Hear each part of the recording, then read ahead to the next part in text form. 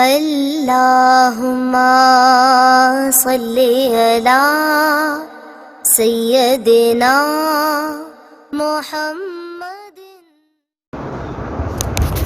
الحمد للہ نحمده ونستعینه ونستغفره ونؤمن به ونتوکل علیہ ونعوذ باللہ من شرور انفسنا ومن سیئات اعمالنا من يهده الله فلا مضل له ومن يضلل فلا هادي له ونشهد ان لا اله الا الله وحده لا شريك له ونشهد ان سيدنا وسندنا ونبينا ومولانا محمدا عبده ورسوله صلى الله تعالى عليه وعلى آله وأصحابه وأتباعه أجمعين.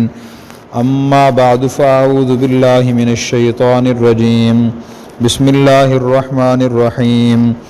النبي أولى بالمؤمنين من أنفسهم وقال النبي صلى الله عليه وسلم لا يؤمن أحدكم حتى أكون أحب إليه من والده وولده والناس أجمعين.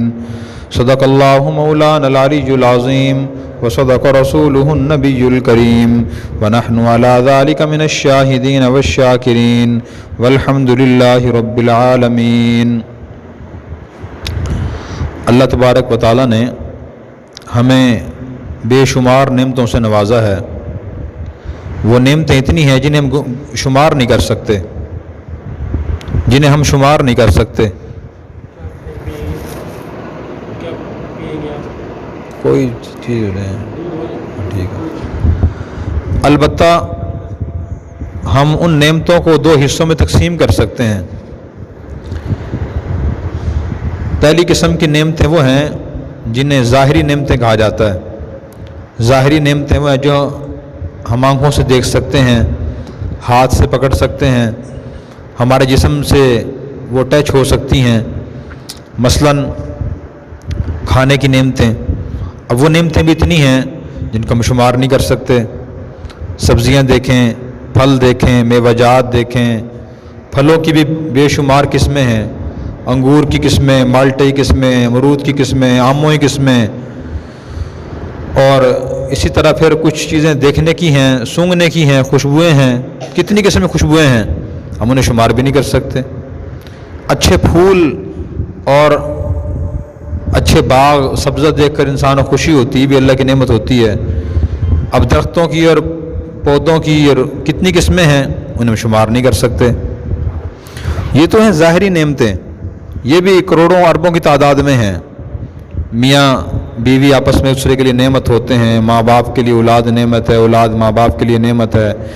گھر کا مل جانا یہ بھی نعمت ہے. پانی، کھانا، بستر، چارپائی، بجلی، ہوا، اور گرمی کے موسم میں ٹھنڈا پانی، برف، اور سردی کے موسم میں گرم چیزیں، ہیٹر، گرم بستر، گرم کمرہ، پہننے کے لیے جوتے.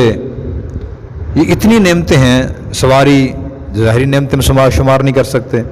کچھ نعمتیں باطنی ہیں. باطنی نعمتیں وہ ہیں جنہیں ہم اپنی جیب میں تو نہیں ڈال سکتے، نہ انہیں ہاتھ لگا سکتے ہیں، لیکن وہ ہمارے دل میں ہوتی ہیں. جو باطنی نعمتیں ہیں وہی بے شمار ہیں.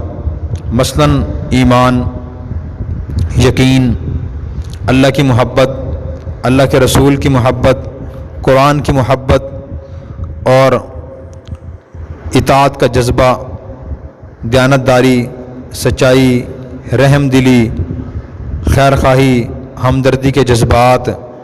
یہ سب چیزیں بھی اللہ کی نعمت ہیں. ان نعمتوں میں سے، باطنی نعمتوں میں سے عظیم الشان نعمت نبی کریم صلی اللہ علیہ وسلم کی ذات اقدس ہے.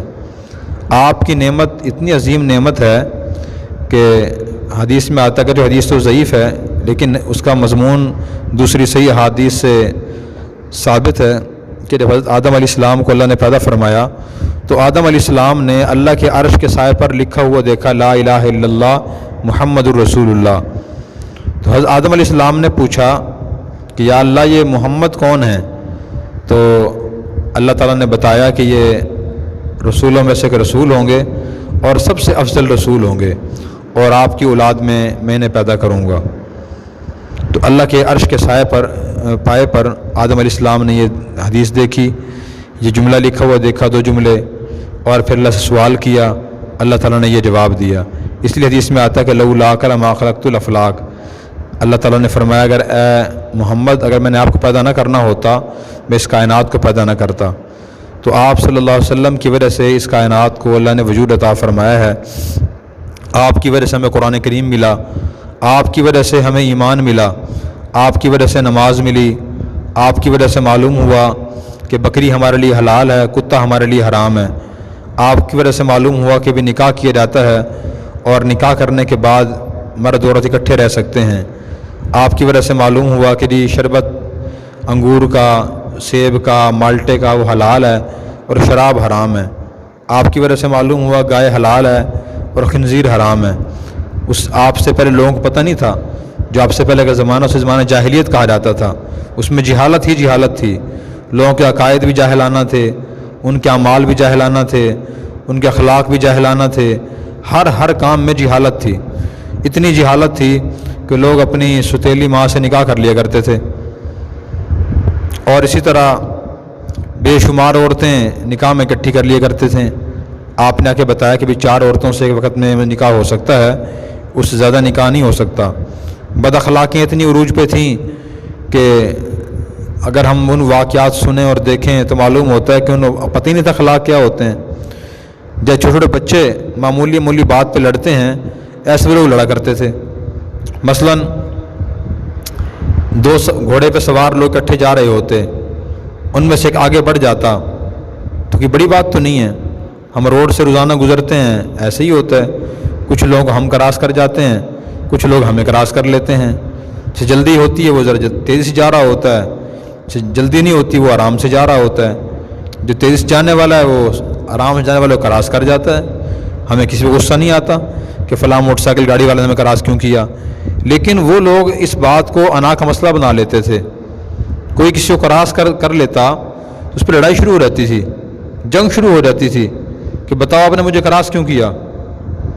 سامنے کنواں تھا, پانی کی کوئی جگہ ہوتی, وہاں ایک آدمی پہلے آ رہا ہوتا, دوسرا بعد میں آ رہا ہوتا اور پیچھے والا آگے بڑھ کر پہلے جانور کو پانی پلا دیتا. جنگ شروع ہو جاتی تھی کہ آپ نے مجھ سے پہلے پانی کیوں پلایا, آپ کو ضرورت کیسے ہوئی, ہمت کیسے مجھ سے آگے بڑھنے کی. عرب میں ایک جنگ ہوئی جسے جنگ بعاث کہا جاتا ہے. تو وہ جنگ 100 سال جاری رہی. شروع کیسے ہوئی تھی؟ کتابوں میں اس کی 2 وجہیں لکھی ہیں. ایک وجہ یہ لکھی ہوئی ہے کہ ایک آدمی کے باغ میں یا کھیت میں دوسرے آدمی کی مرغی داخل ہو گئی اور اس نے پودوں کو ذرا خراب کر دیا, تو اس وجہ سے جنگ شروع ہو گئی کہ بتاؤ آپ کی مرغی میرے باغ میں داخل کیوں ہوئی. دوسری جگہ لکھا ہوا ہے کہ ایک آدمی کی اونٹنی دوسرے آدمی کے باغ میں داخل ہو گئی. جانور کو پتہ نہیں ہوتا کہ میں جس طرف جا رہا ہوں وہ میرے مالک کا باغ کھیت ہے, دوسرے کا ہے, میں نے وہاں جانا ہے یا نہیں جانا. اسے جہاں سبزہ اور چارہ ملتا ہے جانور تو کھانا شروع کر دیتا ہے. تو اونٹنی چلی گئی دوسرے کے باغ میں یا کھیت میں اور جا کر اس نے کھانا شروع کر دیا. اس کھیت یا باغ کے مالک نے جب دیکھا تو اونٹنی کو پکڑ لیا اور اس کے تھن کاٹ دیے. پھر اس کے جنگ شروع ہو گئی. اب بتائیں کوئی عقل مند آدمی یہ کام کر سکتا ہے کہ جانور کے تھن کاٹ دے؟ وہ یہ کر سکتا ہے کہ جانور کو پکڑ کے باندھ لے, اس کے مالک کو بلائے کہ آپ نے جانور کیوں نہیں باندھا, اس جانور نے میرے باغ یا کھیت کا نقصان کیا ہے, آپ مجھے اس کا تاوان دیں, ہرجانہ دیں, نقصان کی تلافی کریں, پھر میں جانور دوں گا. یہ تو کہہ سکتا ہے, لیکن اونٹنی کے جانور کے تھن تو نہیں کاٹ سکتا. جانور کا قصور نہیں ہے اس میں. تو اس نے تھن کاٹ دیے اور اس کی وجہ سے جنگ چلی. 100 سال تک جنگ ہوتی رہی. وہ اسی وجہ سے دونوں طرف سے جنگ چلتی رہی. اور اس سے بڑی افسوسناک بات یہ ہے کہ جب کسی ایک طرف کا بوڑھا مرنے قریب ہوتا تو اپنی اولاد کو, بیٹوں کو, پوتوں کو وصیت کرتا کہ میں تمہیں کسی اور کام کی وصیت نہیں کرتا کہ تم فلاں کام کر لینا یا فلاں کام نہ کرنا. میں تمہیں ایک کام کی وصیت کرتا ہوں کہ جب تک تم زندہ ہو یہ جنگ بند نہ کرنا, جنگ جاری رکھنا. اندازہ فرمائیں, مرتے ہوئے اتنی غلط وصیت کر کے ایک بوڑھا دنیا سے جایا کرتا تھا. تو اس لیے اس زمانے کو زمانہ جاہلیت کہا جاتا تھا کہ یہ جہالت کا زمانہ تھا. اللہ کے نبی صلی اللہ علیہ وسلم تشریف لائے تو ہر طرف روشنی ہی روشنی پھیل گئی اور اندھیرے ختم ہو گئے. اللہ کے نبی کے احسانات ہم پہ اتنے ہیں جن کا ہم شکر بھی نہیں ادا کر سکتے. قرآن کریم میں اللہ تعالیٰ نے نبی کریم صلی اللہ علیہ وسلم سے پہلے زمانے کی تصویر کھینچی ہے اور نقشہ بیان فرمایا کہ لوگوں کو فرمایا وَكُنْتُمْ عَلَىٰ شَفَا حُفْرَةٍ مِّنَ النَّارِ فَأَنْقَذَكُم مِّنْهَا، کیا لوگوں تم تو ایک کھائی اور گڑھے کہ جو بالکل گرنے والا اس کے کنارے کھڑے تھے، تو اللہ کے نبی نے اللہ نے آپ کو بچا لیا۔ کیسے بچایا؟ دین اسلام بتایا، ان کو سمجھایا، اچھے اخلاق بتائے، اچھے اعمال بتائے کہ اس کے مطابق عمل کریں، آپس میں محبتیں ڈالی۔ قرآن میں وَأَلَّفَ بَيْنَ قُلُوبِهِمْ لَوْ أَنفَقْتَ مَا فِي الْأَرْضِ جَمِيعًا مَا أَلَّفْتَ بَيْنَ قُلُوبِهِمْ وَلَكِنَّ اللَّهَ أَلَّفَ بَيْنَهُمْ، کہ اللہ نے لوگوں کے دل میں محبت اور الفت ڈال دی نبی کریم صلی اللہ علیہ وسلم کے ذریعے۔ اگر یہ محبت الفت نہ ڈالتے تو آپس میں لڑتے رہتے، اسی طرح ختم ہو جاتے۔ تو اس لیے آپ صلی اللہ علیہ وسلم کے ہم پہ بڑے احسانات ہیں، ہماری ذمہ داری ہے کہ ہم آپ صلی اللہ علیہ وسلم کو پہچانیں، آپ کی سیرت کو پڑھیں۔ ایک مسلمان جب تک اپنے نبی کی زندگی نہیں پڑھتا اور اسے نہیں سمجھتا، نہیں اپناتا، نہ زندگی میں اسے سکون حاصل ہو سکتا ہے اس دنیا میں، اور نہ آخرت میں سکون حاصل ہوگا۔ اس وقت تک وہ صحیح معنی مسلمان ہی نہیں بن سکتا۔ اس لیے اللہ تعالیٰ نے ارشاد فرمایا النبی اولیٰ بالمؤمنین من انفسہم، کہ نبی جو ہیں وہ مومنوں کے ان کی جانوں سے زیادہ قریب ہیں، اور نبی کو مومنوں پر ان کی جانوں سے زیادہ حق حاصل ہے۔ اسی طرح قرآن کریم میں اللہ تعالیٰ نے ایک اور آیت میں ارشاد فرمایا لقد کان لکم فی رسول اللہ اسوۃ حسنہ، کہ تمہارے لیے اللہ کے رسول کی زندگی بہترین نمونہ ہے۔ ہر کام کے بارے میں آپ صلی اللہ علیہ وسلم ہمارے لیے نمونہ ہیں۔ ہم جو بھی کام کریں آپ کو دیکھ کے کریں کہ آپ نے یہ کام کیسے کیا تھا، آپ کی سیرت پڑھیں۔ صحابہ کرام نے آپ صلی اللہ علیہ وسلم کی سیرت پڑھی، آپ کو دیکھا، آپ کے اعمال و اخلاق اپنائے، زندگی میں سکون پیدا ہو گیا۔ جو سب سے زمانے کے بدترین برے لوگ تھے وہ سب سے بہترین لوگ بن گئے۔ کیسے بنے وہ؟ اللہ کے نبی کی تعلیمات کو پڑھ کر، سمجھ کر، عمل کر کے بنے ہیں۔ ہمیں بھی اس کی ضرورت ہے کہ ہم ان کو پڑھیں اور سمجھیں، عمل کریں۔ نبی کریم صلی اللہ علیہ وسلم کا سب سے پہلا حق ہمارے ذمہ یہ ہے، اور اس کے بعد ہی ہم آپ کی اتباع پیروی کر سکتے ہیں، کہ ہر مسلمان کے دل میں نبی کریم صلی اللہ علیہ وسلم سچی محبت ہو۔ خود اللہ کے نبی نے یہ بات فرمائی لا یؤمن احدکم حتی اکون احب الیہ من والدہ وولدہ والناس اجمعین۔ آپ نے فرمایا کہ تم میں سے کوئی شخص اس وقت تک مومن نہیں ہو سکتا جب تک کہ اسے مجھ سے، اپنے والدہ سے، والدین سے، اپنی اولاد سے اور دنیا کے تمام لوگوں سے زیادہ محبت نہ ہو جائے۔ جس مرد کو، عورت کو نبی کریم صلی اللہ علیہ وسلم سب سے زیادہ محبت ہوگی وہ مومن بنے گا۔ جسے اپنی اولاد سے زیادہ محبت ہے اور اللہ کے نبی سے محبت کم ہے، اپنے والدین سے محبت زیادہ ہے، اللہ کے نبی سے محبت کم ہے، دنیا کی دولت سے، اپنے سامان سے، اپنے گھر سے، چیزوں سے محبت زیادہ ہے، اللہ کے نبی سے محبت کم ہے، تو وہ مومن نہیں ہے اور وہ اسلام پہ عمل نہیں کر سکتا، کیونکہ انسان اسی کی چیز کی طرف اور اس شخص کی طرف مائل ہوتا ہے جس سے زیادہ محبت ہوتی ہے۔ جس سے محبت کم ہوتی ہے اس کی طرف مائل کم ہوتا ہے۔ اب صحابہ کرام کو یہ محبت حاصل تھی، اسی وجہ سے انہوں نے عمل کیا۔ اور یہ محبت صحابہ کرام کیسی تھی؟ جیسے حضور نے فرمایا بالکل ویسے ہی محبت تھی۔ اب دیکھیں ہجرت سے پہلے نبی کریم صلی اللہ علیہ وسلم اور صحابہ کرام مکہ المکرمہ میں تھے۔ مکہ مکرمہ میں کفار کی حکومت تھی، وہاں رہ کر نماز پڑھنا، قرآن کریم پڑھنا، دین پر عمل کرنا، خود کو مسلمان کہنا ناممکن تھا۔ حکومت کفار کی تھی، وہ طرح طرح کی اذیتیں، تکلیفیں پہنچایا کرتے تھے۔ تو نبی کریم صلی اللہ علیہ وسلم نے صحابہ کرام کو حکم فرمایا کہ تم ہجرت کر جاؤ، یہاں مکہ چھوڑ دو اور حبشہ چلے جاؤ۔ صحابہ کرام حبشہ چلے گئے، پھر فرمایا کہ مدینہ چلے جاؤ۔ اب اندازہ فرمائیں اپنے گھر کو چھوڑنا، بیوی بچوں کو چھوڑنا، اپنے کاروبار کو چھوڑنا، اپنی زمینوں کو چھوڑنا، اپنے خاندان کو چھوڑنا، اپنے دوستوں کو چھوڑنا، کتنا مشکل کام ہے۔ لیکن صحابہ کرام یہ سب کچھ چھوڑ کے مدینہ چلے گئے۔ یہ محبت ہونی چاہیے۔ اتنی جب محبت ہوگی تو پھر ہم اللہ کے نبی کی اطاعت کریں گے۔ یہ محبت کیسے پیدا ہوگی؟ اب سوال یہ ہے، ایک ہوتا ہے محبت کا دعویٰ، وہ تو ہر مسلمان کہتا ہے، جس سے پوچھیں آپ کو حضور سے محبت ہے کہ مجھے محبت نہیں، مجھے تو عشق ہے حضور سے۔ مرد سے پوچھیں، عورت سے پوچھیں، ہمیں تو حضور سے سچی محبت ہے۔ کہ تو محبت کی کچھ علامات بھی ہوتی ہیں نا، اگر علامات ہوں، تقاضے ہوں، پھر تو محبت سچی ہوتی ہے۔ اگر علامات اور اس کے تقاضے پورے نہ ہوں محبت جھوٹی ہوتی، دعویٰ ہوتا ہے۔ جیسے ہم درخت کو دیکھتے ہیں کہ درخت پہ اگر شاخیں بڑھ رہی ہوں، پتے لگ رہے ہوں، پھل لگ رہے ہوں، اس کا مطلب ہے درخت اندر سے تر و تازہ ہے۔ اگر درخت کی شاخیں خشک ہو گئی، پتے جھڑ گئے، پتے نہیں آ رہے، اس کا مطلب کیا ہے؟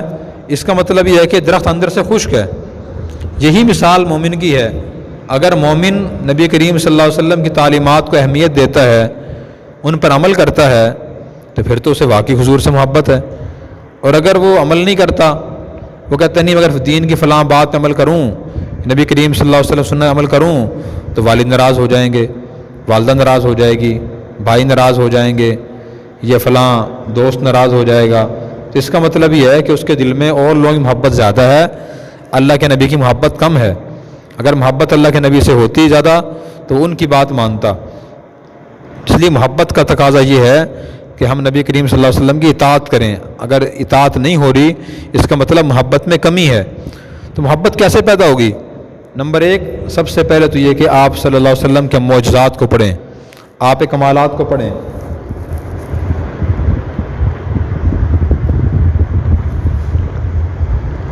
جتنے بھی اللہ کے انبیاء علیہ السلام آئے تو اللہ تعالیٰ نے ہر نبی سے ایسے کام کروائے جن کاموں کرنے سے عام لوگ عاجز تھے، ایسے کاموں کا معجزہ کہا جاتا ہے۔ تو نبی کریم صلی اللہ علیہ وسلم کے بے شمار معجزے ہیں، اتنے معجزے ہیں انہیں ہم شمار نہیں کر سکتے۔ سب سے بڑا ایک معجزہ یہ ہے، اور آپ کا ہر کام معجزہ تھا، ہر چیز آپ کی معجزہ تھی۔ آپ صلی اللہ علیہ وسلم جب پیدا ہوئے تو آپ کے دونوں کندھوں کے درمیان پشت پر ایک گوشت ابھرا ہوا تھا، اور اس گوشت پہ اللہ کی طرف سے محمد الرسول اللہ لکھا ہوا تھا۔ اسے مہر نبوت کہا جاتا ہے، نبوت کی مہر۔ اب دیکھیں، ویسے کوئی بھی دعویٰ کر سکتا ہے کہ میں اللہ کا نبی ہوں، لیکن جس کے کندھوں پر، کمر کے اوپر گوشت ابھرا ہوا ہو، بوٹی گوشت ابھری ہوئی ہو، پیدائشی طور پہ ہو، اور اس پہ محمد الرسول اللہ لکھا ہوا ہو، تو اس کس بات کی دلیل ہے یہ کہ واقعی اس انسان کو اللہ نے پیدا کیا، اللہ نے ہی لکھا ہے۔ یہ کتنی بڑی دلیل تھی یہ۔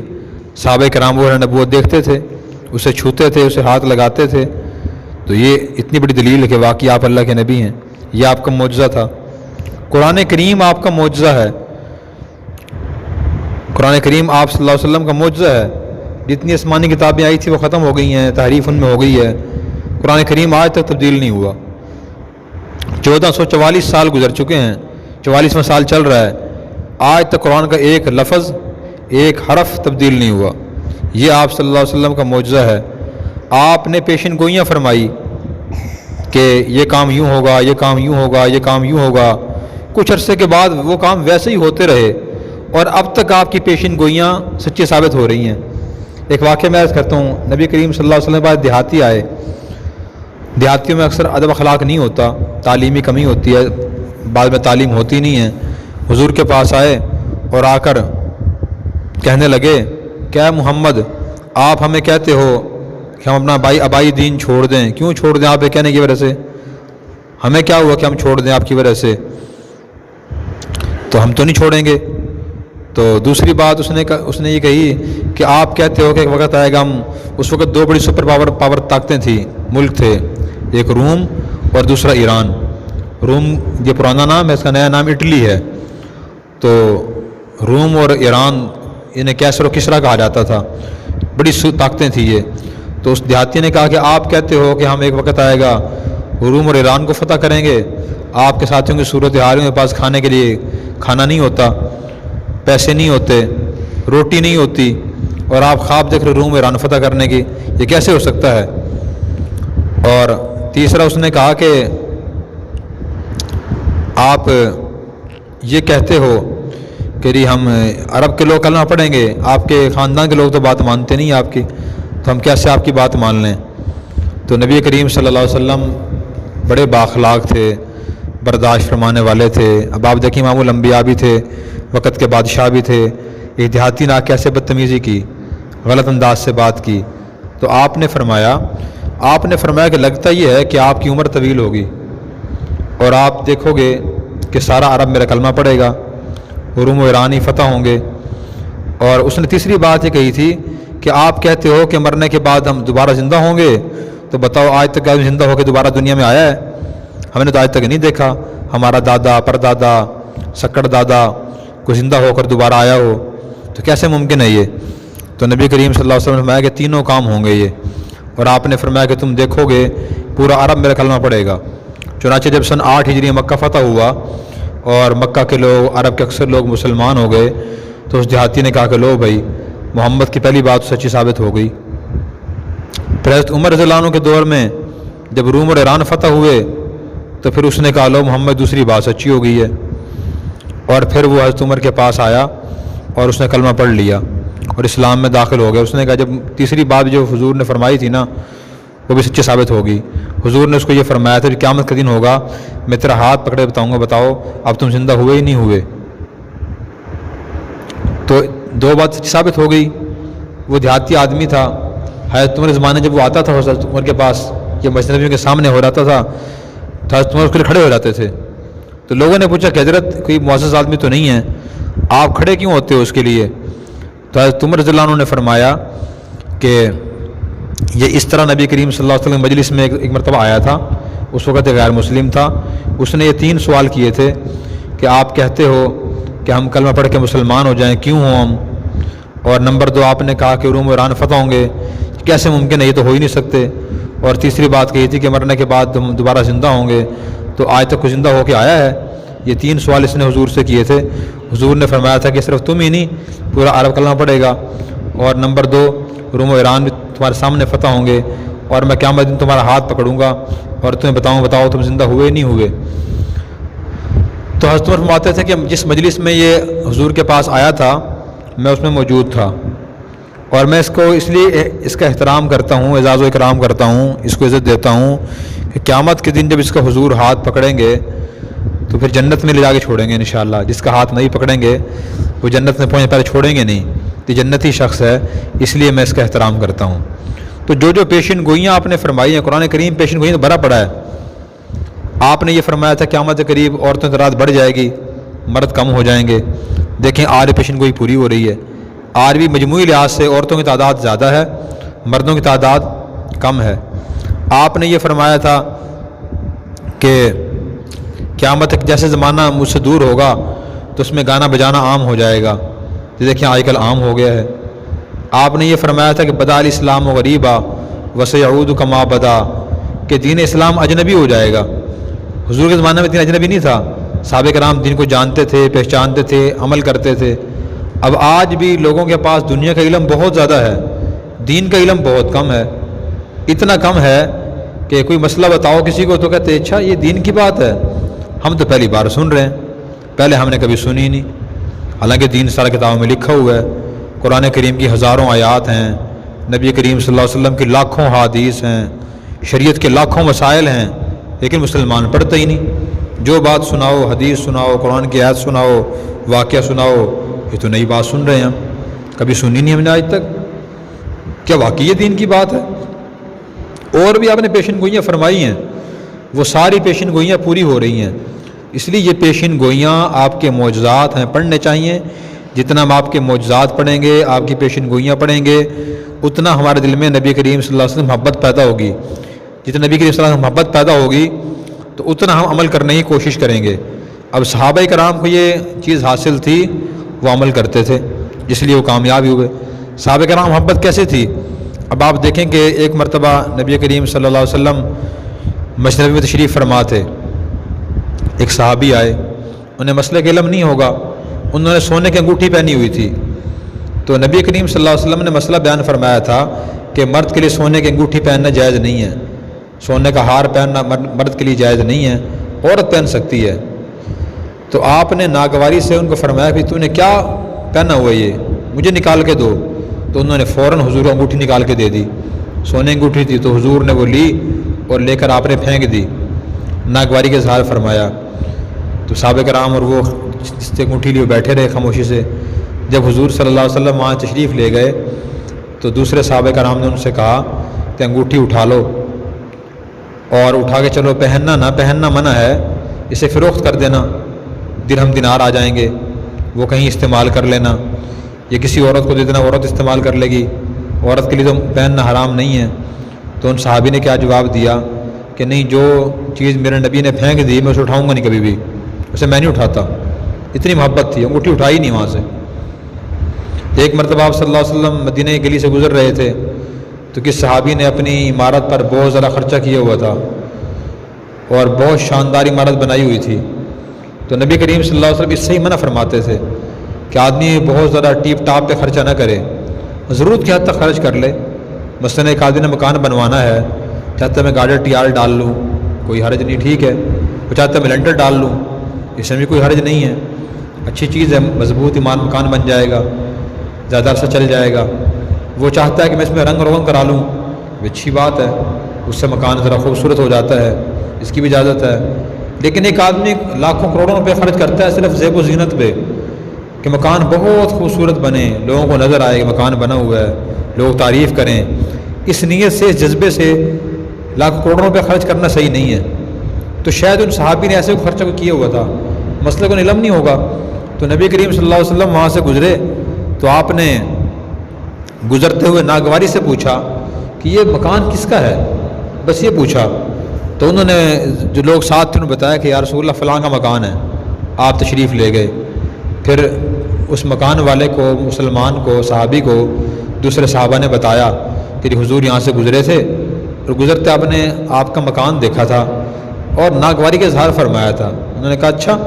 جیسے انہوں نے وہ بات سنی تو سن کر وہ مکان ہی گرا دیا، یعنی جو چیز حضور کو پسند نہیں ہے مجھے پسند نہیں ہے، وہ مکان گرا دیا۔ اندازہ فرمائے اتنی انہیں محبت تھی حضور صلی اللہ علیہ وسلم سے۔ اسی طرح ایک مرتبہ آپ صلی اللہ علیہ وسلم خطبہ ارشاد فرما رہے تھے، تو خطبہ ارشاد فرماتے ہوئے کچھ لوگ کھڑے تھے، مسجد سے باہر کھڑے تھے، تو فرمایا کہ بیٹھ جاؤ، سب بیٹھ جاؤ۔ حضرت عبداللہ بن مسعود رضی اللہ عنہ مسجد میں داخل ہو رہے تھے، ان کا ایک پاؤں چوکھٹ کے اندر تھا، ایک چوکھٹ سے باہر تھا، وہ وہیں بیٹھ گئے۔ تو حضور نے پوچھا کہ بھائی آپ وہاں کیوں بیٹھ گئے، آپ کو اندر آ کے بیٹھ جانا چاہیے تھا۔ عرض یا رسول اللہ، جب آپ نے فرمایا کہ بیٹھ جاؤ تو میں نے گوارہ نہ کیا کہ آپ کے کہنے کے بعد میں ایک قدم آگے اٹھاؤں، اس لیے وہیں بیٹھ گئے وہ۔ تو اتنی صحابہ کرام کو نبی کریم صلی اللہ علیہ وسلم سے محبت تھی۔ تو یہ محبت ہمارے دلوں میں پیدا ہونا ضروری ہے، اور اس کا طریقہ یہی ہے کہ ہم آپ کی زندگی پڑھیں، آپ کے معجزات پڑھیں، آپ کے کمالات پڑھیں، جو لوگ آپ کی تعلیمات پر عمل کرتے ہیں ہم ان کو پڑھیں، آپ کی تعلیمات جو پہلے عمل کرتے تھے ان کو پڑھیں، آپ کی تعلیمات سے ان کا موازنہ کریں، پھر دیکھیں کس کی تعلیم اچھی ہے۔ اب آج دیکھیں گے اکثر لوگ رات کو دیر سے آرام کرتے ہیں، 1 بجے 2 بجے 3 بجے۔ اب نبی کریم صلی اللہ علیہ وسلم نے ارشاد فرمایا لا سمرۃ بعد العشاء، عشاء کے بعد دنیا کی باتیں نہیں کرنی چاہیے بغیر ضرورت کے، جلدی سو جانا چاہیے۔ لا سمرۃ بعد العشاء، حضور نے فرمایا عشاء کے بعد دنیا کی باتیں نہیں کرنی چاہیے، یعنی آدمی دنیا کے کام نہ کرے بغیر ضرورت کے، جلدی سونے کی کوشش کرے تاکہ وہ جلدی اٹھے، تہجد کی نماز پڑھے، فجر کی نماز پڑھے، دن کے اپنے کام صحیح پورے اچھے طریقے سے انجام دے سکے۔ اس کے رات کو نیند پوری نہیں ہوگی، رات کو دیر سے سوئے گا تو دن میں وہ صحیح کام نہیں کر سکے گا، بیمار رہے گا۔ اب دیکھیں حضور کی یہ تعلیم کتنی پیاری تعلیم ہے۔ آج میڈیکل سائنس بھی یہ کہہ رہی ہے جو لوگ رات کو جلدی سوتے ہیں ان کی صحت اچھی ہوتی ہے، سو جلدی اٹھتے ہیں ان کی صحت اچھی ہوتی ہے۔ رات کو جو دیر سے سوتے ہیں وہ دن میں آرام کر بھی لیں تو جو رات کی نیند کا فائدہ ہے وہ دن کی نیند سے حاصل نہیں ہوتا، وہ کمی پوری نہیں ہوتی۔ کتنی پیاری تعلیم ہے۔ اسی طرح آپ نے فرمایا کہ بھی کھاؤ پیو حد سے نہ بڑھو، اعتدال سے کھانا کھاؤ، کتنی پیاری تعلیم ہے۔ آج اکثر جو بیماریاں پیدا ہو رہی ہیں وہ کھانے پینے بے احتیاطی سے پیدا ہو رہی ہیں کہ آدمی کھانے پینے میں احتیاط نہیں کرتا، چیزیں بے تحاشا کھاتا ہے، جو چیز نقصان دیتی ہے اسے بھی کھاتا ہے، جو جس پرہیزوں بھی نہیں کھاتا ہے کہ جی اللہ مالک، کوئی نہیں، خیر اللہ مالک ہے، آدمی اس وجہ سے بیمار ہو رہا ہے۔ دیکھیں 2 تعلیم میں نے آپ کی عرض کی، 2 باتیں، تو آپ صلی اللہ علیہ وسلم کی ہر بات ایسی ہی ہے۔ پچھلے دفعہ میں نے عرض کیا تھا قناعت کے بارے میں کہ آج کل ہر آدمی کہتا ہے کہ مہنگائی بہت ہے، واقعی مہنگائی بڑھ گئی، اخراجات پورے نہیں ہوتے، کیسے پورے ہوں گے، اس کے بارے میں بتایا تھا کہ آدمی قناعت اختیار کرے۔ قناعت کا مطلب یہ ہے کہ اپنی محنت اور کوشش، حلال محنت اور کوشش کے بعد جو کچھ اللہ تعالیٰ نے ہمیں دیا ہے، آپ کو دیا ہے، دنیا کا سامان دیا، گھر کا سامان دیا، گھر دیا، دولت دی، چیزیں دی ہیں، جتنی مل گئی حلال طریقے سے، تو آدمی اس پہ راضی رہے۔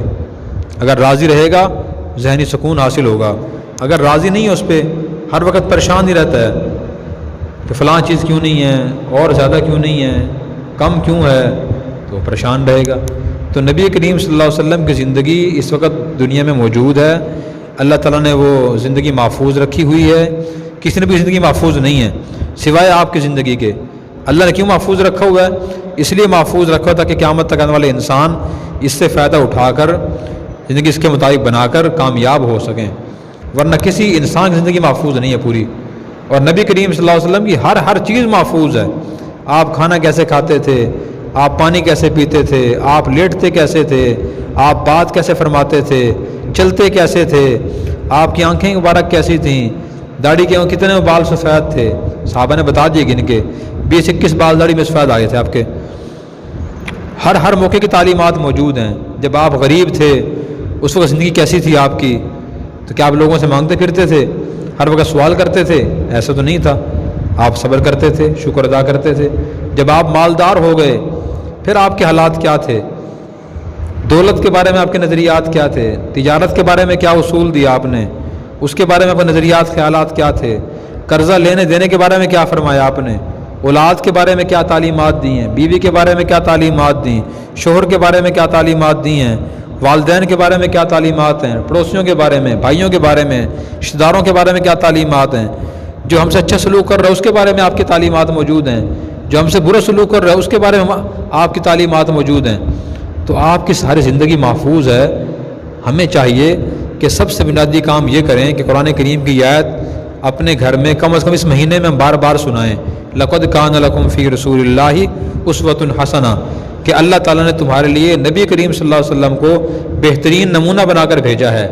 اپنے گھروں میں، دوستوں میں بار بار کہیں کہ ہمارے لیے نبی کریم صلی اللہ علیہ وسلم نمونہ ہیں، ہم نے اپنا زندگی کا ہر کام اس نمونے کو دیکھ کر کرنے کی کوشش کرنی ہے۔ اگر یہ بات دل و دماغ میں بیٹھ گئی پھر آگے عمل کرنا آسان ہو جائے گا۔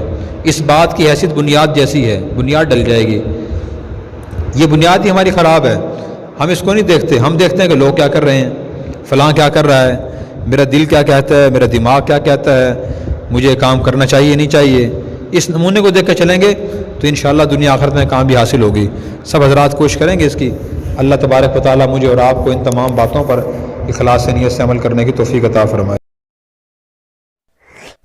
اور اگر آپ نے ابھی تک ہمارا چینل سبسکرائب نہیں کیا تو فوراً سبسکرائب کیجئے، ساتھ ہی بیل آئیکن پر کلک کریں تاکہ مزید آنے والی ویڈیو ہے وہ آپ کو وقت پر ملتی رہیں۔